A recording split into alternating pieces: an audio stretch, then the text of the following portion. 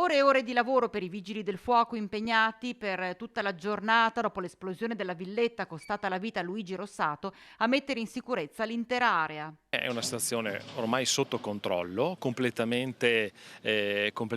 sicura al momento per quello che si può definire sicuro nei limiti di quelle che sono poi le condizioni strutturali dell'edificio, ai quali nelle prossime ore procederemo,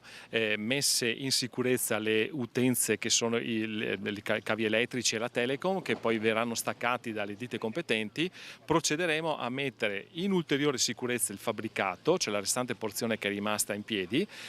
così da scongiurare potenziali crolli che potrebbero danneggiare altre proprietà o persone. Intanto la rottura del tubo del metano durante gli scavi ha isolato le comunità di Gallio, Fosa e parte di Asiago, con le abitazioni rimaste completamente senza gas per l'intera giornata. Certo è che all'indomani della tragedia ricordare quei momenti scuote anche chi è esperto e lavora da anni nel settore, come il vicecomandante Rubello, che torna con la mente allo scenario devastante che si sono trovati davanti i vigili del fuoco. È stato uno scenario abbastanza impegnativo per quanto riguarda tutte le squadre dei nostri uomini che sono intervenute, e tenendo conto che all'arrivo vi era una quantità di lingue di fuoco e di intensità di fuoco presente sia verso il fabbricato che anche